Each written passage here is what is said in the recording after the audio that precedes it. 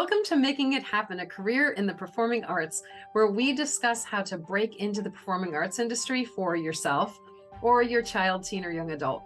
Guests include artists, creatives, casting directors, musical directors, choreographers, agents, and managers, as well as parents of young professional actors, singer, dancers, all who are passionate and share my vision of helping talented individuals land professional representation and have successful careers in the arts. My name is Leesa Csolak, and I am the CEO and founder of Making It Happen, a career in the performing arts. I've helped hundreds of clients break into the business on stage, including Broadway, in films, television, commercial work, and more. This podcast is supplemental to my groundbreaking online courses, Professional Kids and Teens 101, a primer for parents, and Professional Biz 201 for young adults, college students, and graduates. For more information, check out all the ways you can benefit from my courses, programs, free weekly newsletter, and free guides. Or go to lbctalent.com. My guest today is Hannah Bonnett. Hi, Hannah. How are you? I'm good, Leesa. How are you? I'm good. I'm so excited that you're here. This is amazing to get to talk to you. Yes, it's so full circle for me, starting at the studio and now being able to have the opportunities I've had to be able to talk back and, help people out. And, I took the course myself. So this is truly, truly, truly full circle. Can we share what's happened recently? Can you? You've had you've had a very exciting year. Yes, I've been very, very blessed this year. And now I'm going on my first, it's still crazy to say it. I'm going on my first national tour. I'll be playing Elle Woods in the Legally Blonde national tour. That is insane. Crazy to say it out loud. Right? Right? You have to pinch yourself every day that it's actually happening. It's going to be a lot of hard work and, sure. The schedule's very busy, but I'm excited for it. I'm really, really excited for what comes ahead. Nice. Have you met any of the other cast members yet? I have yesterday. Oh, okay. My first rehearsal with me and Emmett, and he is an absolutely wonderful and warm human being. So I'm very lucky to have him as my partner. Nice. Have you already had to start rehearsing yourself, like memorizing everything? Have you already been doing that? Yes, I'm a little, how do I say? I'm a little kooky crazy. So when I found out I had booked this, I tried everywhere online to get my hands on the script and score. And then I printed it out for myself so that I could start memorizing it and continue my training with my voice teachers, Beatty Magaziner and Chris York, who are exceptional and who have helped me prepare for this role. And now I literally take those books I made, I take them to the gym and I run and I read them and take them on the train. I take them in the car, everywhere I go. Nice. So you are going to be prepared. I try. I really, really try. That's amazing. And when do rehearsals actually start? They start next Tuesday. So I get to meet everybody else next week. We're going to read through the whole thing, sing through the whole thing, and then get started. Oh my God, that's going to be amazing. We're going to have to get together again and talk once you've performed and you've had opening and all the things that are going to happen. Wow. And the tour is going where? So we start in Fayetteville, Arkansas, and then we pretty much move through, this is bonkers for me to even say, we pretty much move through the entire United States.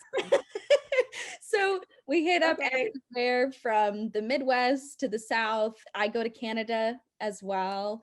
And then I get to come back home to New Jersey and perform in New Brunswick, which is nice. Just wild that my friends and family who live in the area will get to come and see me. Yes, I will be there. Of course. I got your ticket saved. You don't even be there on that. Oh my gosh. I'm like beyond. That's amazing. Well, I wanted to ask you some questions so that maybe you can help some of the listeners with their journey, because of course everybody's journey is a little bit different, but it'd be great if you could share some things. The last couple of years have been crazy with COVID. I mean, it definitely kind of stopped or slowed down the performing arts industry for sure. I know you had a really busy year this past year. So maybe kind of give us an idea. I talk about like you went to the university you went to and you graduated and what happened and transpired since then would be really awesome for everybody to hear. Yeah. So I've been extremely blessed and I am so grateful for the opportunities I've had this year. It's as if so many dreams have come true in a matter of truly 12 months. But I think there's something to say for that. You know, that success doesn't happen overnight. That comes with a lot of sacrifice and a lot of hard work. And of course, having your mentors and your teachers to help you and guide you through all of these crazy opportunities. Kind of to jumpstart back off your question, I graduated last year from Pace University during the pandemic, which was a wild experience in itself, performing with face shields behind plexiglass. No. Yes, no, you didn't. I have the videos to prove it. I have the videos. Okay. That had to be really difficult. It was. I think it, you know, it was difficult on everybody, but especially performers. There was no Broadway at one point. I had lost summer contract. That was a dream production to me, as many other people did. I don't mean, you know, to just speak about myself, but with that shutdown, you started to go, okay, why am I performing? Why am I doing this? What is waking me up if not to have a job? And it reignited a lot of passion, I think, and critical thinking in artists of, you know, why are we doing this? How do I fulfill myself when I don't have a job? Absolutely. Enjoy the work that I'm presenting and enjoy what I'm doing, which we lose sight of. Yes, we do. But when I graduated last year, like I said, I graduated kind of as things started coming back. And I always tell this story, so I'd like to share it today for people who are watching, who are maybe looking for an agent or a manager. When I did my college showcase, I had one offer, and they're a wonderful human being, but they didn't end up signing me. And I was crushed. I mean, I thought to myself, what the heck am I going to do? How am I going to navigate this? What did I do wrong? Do I fit in this industry? Do I belong? I mean, the questions come in magnitudes. After 4 years of being at the school. 4 years, having the connections, you know, and I just had to start back at square one and go, okay, what do I offer? Where do I fit in the industry? What agents do I like their brand, their personality? I take a look at their client base. Maybe what are they missing in that client base and how can I fill that hole? Also, what are their clients booking that I like? I, of course, wanted theatrical representation, but I also want to dip my foot in film or voiceovers or, you know, God knows what, which led me to the Hell's Kitchen agency. And I did this random funny Zoom showcase. I think I had no makeup on and my hair was straight because I was sweating from the train running to get there. And I did this Zoom audition in front of the agent and then messaged them on Instagram and said, you know, look, I really love the brand. I love what you stand for. I think I could be, you know, of use to you and your team. And they reached out to me. We had a phone call and they signed me. That happened in a matter of 2 months before. I was crying my eyes out because I was like, what the heck did I do wrong? And it just goes to show, you know, what's meant for you will not pass you. Opportunities are meant to be there. And once I signed with Brian and his team, things kind of skyrocketed. But I will say your agent does a lot of work for you. But at the same time, you have to be supplementing that by doing work for yourself. You got to be looking at the auditions. You got to be in contact with people, connecting, using those networking opportunities. I can't tell you the amount of times I wake up in a day and I spend my coffee with Actors Access, Backstage, Playbill Jobs. And my friends call me their agent because I send auditions to them. But to me, that's great. It's fulfilling because I know no matter what, I'm putting in the work. But truly, I owe a lot to Brian and Hell's Kitchen because from there, I got to play a dream role. I got to go to Kentucky for a bit and do Kinky Boots. From there, I was skyrocketed to a cruise ship contract out of the blue. And then from there, I booked my first equity contract in Chicago. And then I came home and I was like, okay, I'm going to chill out for a little bit, did some readings. And then this opportunity happened. Really, I would say out of the blue, but it was about like 6 months in the making of just sending in videos and waiting, which is a lot of this, you know, a lot of this industry now. So that's been my, I would say like 12 months wildness, gratitude circle with some tips and tricks sprinkled in there.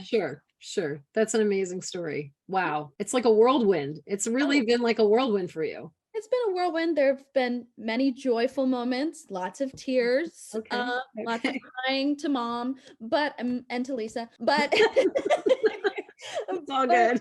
It all worked out. Like my agent had joked with me and said, "You are the poster child for Everything Happens for a Reason." And really, Yeah. it's not wrong. I Yeah. was meant to be here when all of this happened. So, Yeah. Yeah. Amazing. Amazing. So everyone's journey, you had an incredible, insane journey in the last year and a half, but everyone's journey from the beginning is different, right? Now you can say that you are a professional performing artist, making a living, doing what you love to do. But can you share, like, from the beginning, when you first knew that this was a dream, or this was the thing you wanted to do and you needed to do, and what happened along the way? yeah, I was a professional.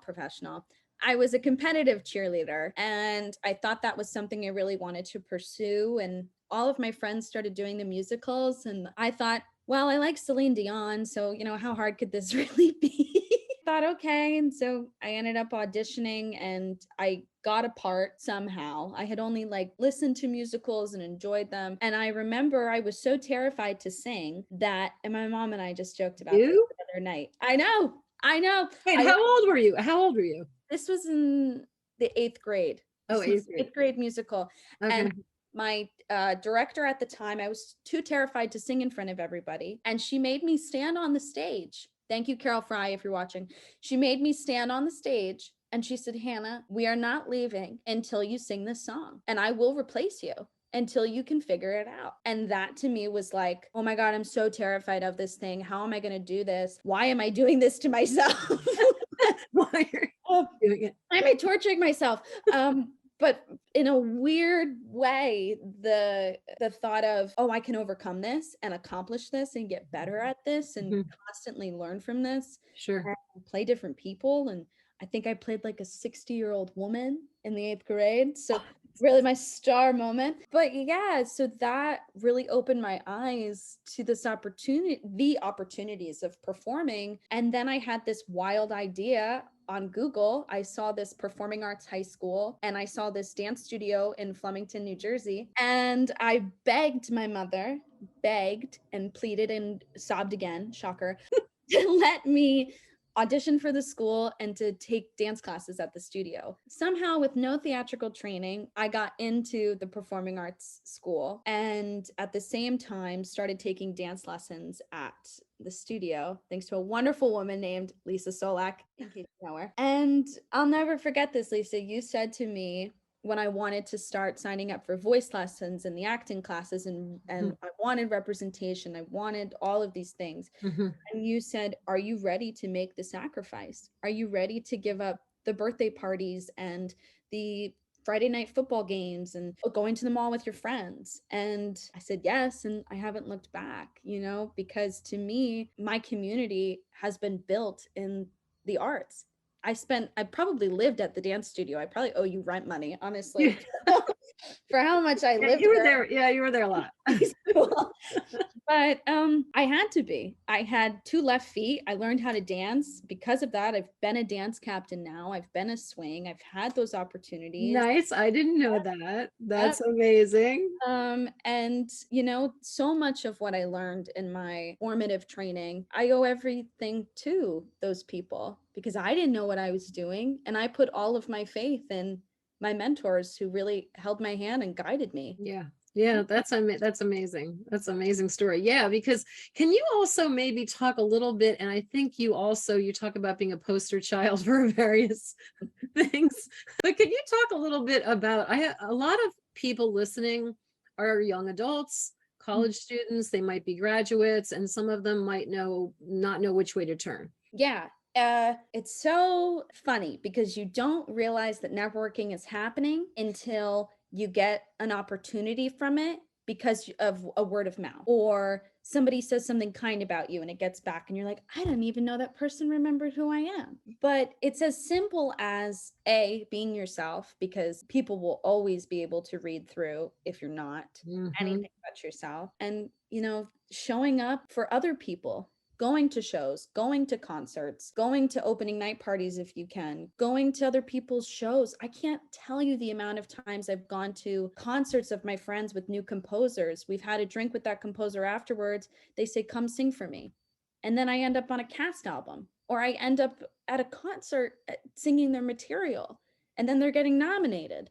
And it's wild. And this industry is so small. I mean, of course, it's great to know everybody, but I have found that there is a really niche and wonderful market in making friendships with new writers and new composers, because I find that they are so hungry, as much as young actors are hungry, that they're willing to work with you and help you find those other connections. And I think, funny enough, I can tell this story because this just happened to me about a month ago. When I was a sophomore in high school, I auditioned for this reading of a show. I sang background vocals and I had one line, which was a scream. That's it. I literally screamed. I had sent in an email to the director. I hadn't heard from him in years. And I just said, hey, I'm around if you're looking for somebody. He put in this wonderful recommendation for me, didn't even have to audition. And I ended up doing the contract a month ago off of me singing background vocals and screaming once. And he remembers to this day I had a really good scream and I was fun to work with. So you'll just never know how you have affected people. And I don't know. Yeah, it's just weird. Yeah. I think, that's so true. I think there's so many people that don't understand, even in the audition process as well, being able to be yourself and just be a human person in that space. When you're in that moment. And definitely all of those meetings that you're mentioning, going to someone else's show, or not saying, oh, I have to leave to go back to my apartment to do, or I have to go leave because of whatever the reason is. You make the time, even though you might be exhausted from your day and might not want to go have that drink afterwards. But it's very important to make those things happen, because look at all the things that you were able to do just from those moments when you didn't say, oh, I'm tired, I'm going to leave. No, I'm going to stick it out and I'm going to go get a drink with these people. So many people don't understand how important that is. It's so important, and it's simple communication and simple networking. And I understand, being able to do opportunities for free is a privilege, because let's be real, the acting industry is extremely expensive. There is a cost attached to it. But, sending someone an email and saying, I loved your show last night, I was there, I love your material, would love to work together. A lot of it is also about, you have to put yourself out there. You have to be brave enough that if they never answer your email, okay, then you're off to the next one. The initiative. Yes, it's really important. And I think also not being afraid. Like, I think there's some people who they put the creatives on these pedestals.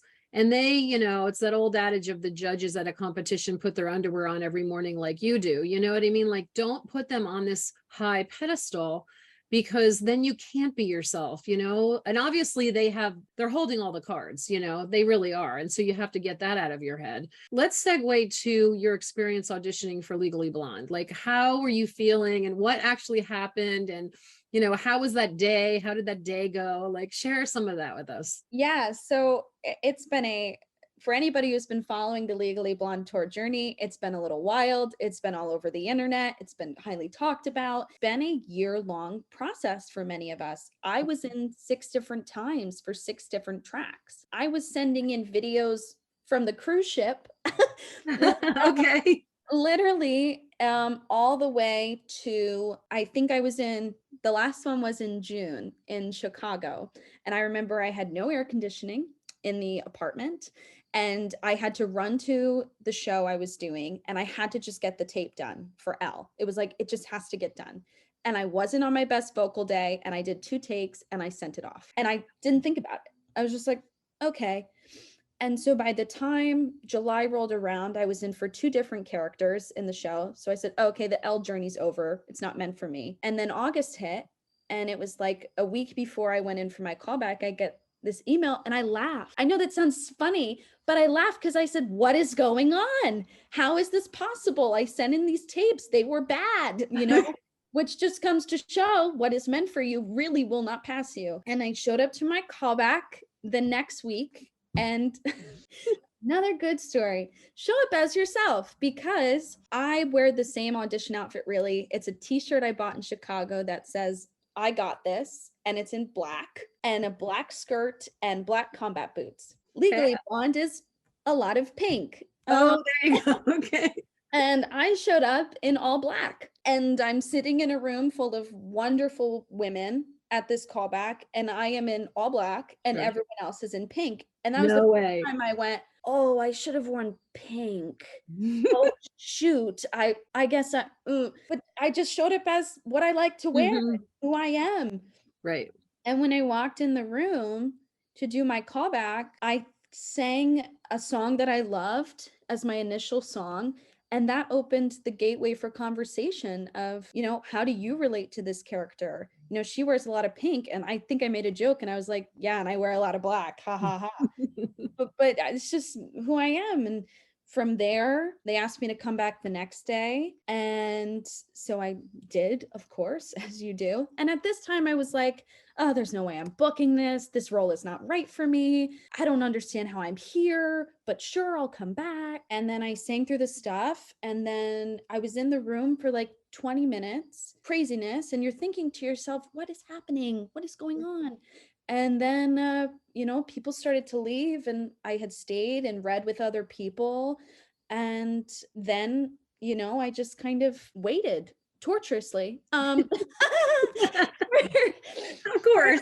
Of course, because then at that point it felt real. It was like, oh my Yeah. God, is it possible that I actually did this? I waited for 3 days, and then I was watching my boyfriend's dogs, and the dog had unfortunately left me a little gift on the floor. Oh, So nice. I was mopping that up, took a shower, came out, and then had gotten the call. So it's so wild because I never expected it to happen. I never thought that I would be this role in this show. And that's kind of the beautiful part about it is, I put in the work for it, of course, Yeah. but it's just so great that now I get to bring something different to it.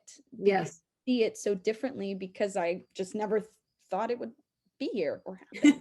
So yeah, that's been my journey, a 6 to 8 month journey. That's about to be another 6 to 8 months journey. There you go. It's incredibly exciting that, and also I'm just so thrilled that you were able to go into that room and just be yourself and just kind of, not that you're going to throw the audition away. You're still going to, be concentrating on technique and all those moments that you have to actually execute in the audition space, but to be yourself and be so relaxed. Oh my gosh. So what are you looking forward to with the tour? Like what do you think, like now? Obviously, a lot of it is unknown, but are you looking forward to anything in particular? This is going to get really deep for a second, but I'm really looking forward to bringing the show to people who have helped me get there. I'm really looking forward to having my mentors and my teachers be able to see that the work that they put into me paid off. I love that. Means when I got to call you and I got to call so many other people who have helped me along the way, that was so beyond fulfilling to me because, like I said before, I would be lost. I would be waiting in the ether for something to happen if it wasn't for, you and other people taking me under your wing so many years ago. So that's a big thing I'm excited about. That I love to travel and eat. So I'm excited to eat and travel in all these random cities I'm going to. That's going to be really great, actually. Yeah. And I'm just excited to work with a whole new group of people and for us to create something a little bit different, and that's what I'm looking forward to. Nice, nice. I love that. I'm so excited for you. You have no idea. Well, listen, congratulations. I am so proud of you. And I know all of your mentors and teachers are. And we cannot wait to see you glowing on that stage as Elle Woods. Oh my goodness. It's going to be amazing. Thank you, Leesa. I adore you and I love you. And I love you too. Oh, you are so welcome. It was a joy. You are a joy. Thank you so much for coming on the podcast. This has been amazing. I hope it's helped to enlighten a lot of our listeners. And I hope to have you back. And to all the listeners, don't give up. Keep putting in the work. It will pay off. I promise. I promise. I promise. If you'd like to follow Hannah to keep up with all that she is doing, you can follow her on socials at Hannah_Bonnett17. Don't forget to join me every Sunday at 8 p.m. Eastern. And if you'd like more information, go to lbctalent.com or follow me on socials at Leesa Csolak _LBC Talent. By sharing our stories, we can help talented individuals have the career of their dreams.